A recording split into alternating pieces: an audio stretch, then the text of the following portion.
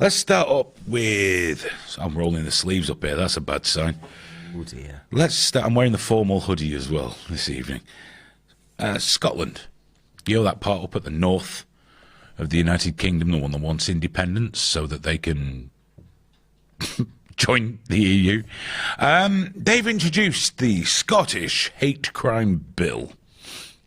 Fascinating piece of legislation. Covers everything, you know, like... if you commit a hate crime at your dinner table, your child can report you. I'm sure at some point there'll be an Alexa plug-in going on so they can check on you, which is doubly terrifying because my Google Home does not seem to understand English at all.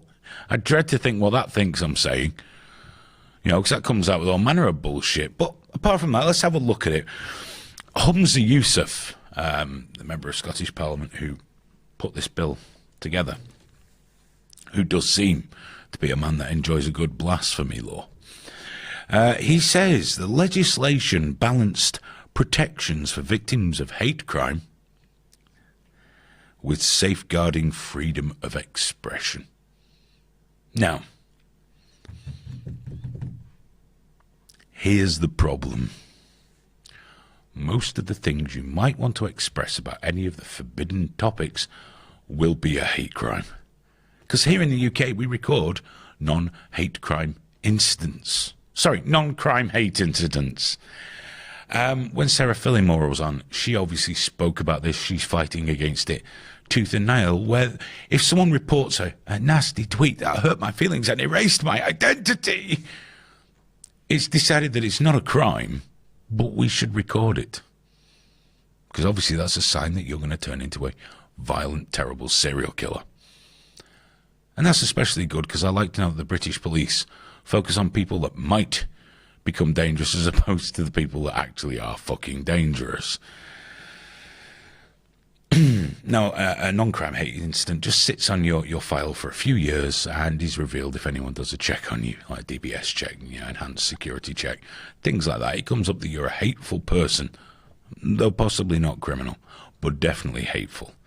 And of course, as with the Scottish bill, the damage done is decided by the person who is upset by you. Can you see where this is going? Can you get an idea? So, the severity of your transgression is entirely dependent upon the sensitivity or peevishness of the person who reports you. I don't like thinking about that very much. I'm going to be terribly... That scares the shit out of me because as someone who spends time on Twitter, I know there are people out there that fucking love being outraged and hurt. And oh my God, the pain! The pain! You've erased me. Well, if I've erased you, why are you still tweeting at me? These people will get to decide if you're a criminal or not. Not the courts, not even the police, who it isn't their job to decide who's a criminal, by the way. No. Some fucking blue-haired victim junkie bedwetting prick will decide whether you have committed a hate crime or not, and it will be acted upon. They've given a few assurances, but trust me, you're fucked. You are fucked. And when I mention this online, of course, Scottish nationalists descend upon me. My favourite one is, if you don't live here, why are you bothered? We're allowed to talk about things that happen away from our own home, that's why. And because it's scary that this is in the UK. This is in the UK, and you know it's going to make its fucking way down, right? We love this shit. We love it. Tell us what to do. Tell us what to say. Make us better people. Or more importantly, make people do what I want. Make people speak the way I want. Me, me, me, me, me. All the professional victims have been handed all the power they were incapable of ever attaining for themselves. We have empowered the shit.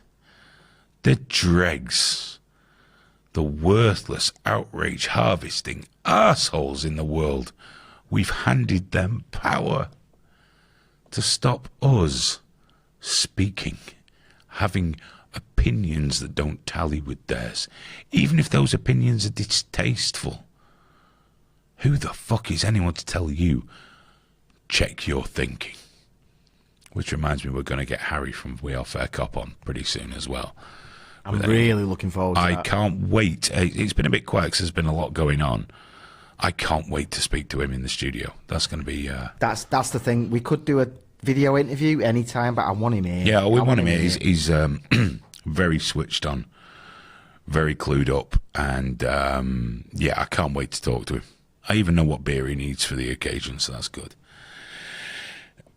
Now, in this bill around hate crime, and by the way, later on in the show, we're going to have a serious talk about hate crime, okay? There's a new offence in this bill, because we all love a new offence. Notice I don't say new law, new offence. They've created something out of whole cloth, as if it wasn't already covered in established law, in hate crime law that is already on the books. No, we need something just that little bit more. Just give me a bit more. And the new offence is called stirring up hatred. What the fuck does that mean? What does it mean, stirring up hatred? Apparently, it's stirring up hatred on the grounds of religion, sexual orientation, age, disability, or transgender identity. Do you notice the one missing from there? Have a think. Go on. Sex.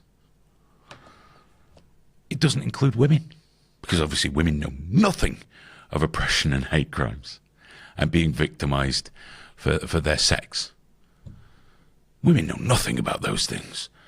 Cross-dressers are more protected by women, by the hate bill. Officially, by the way. Not. That's not just me throwing that out there as some, like, oh, yes, it's true. Cross-dressers have more protections than women. Because, as we know, there is nothing more delicate and flower-like than a bloke in a dress.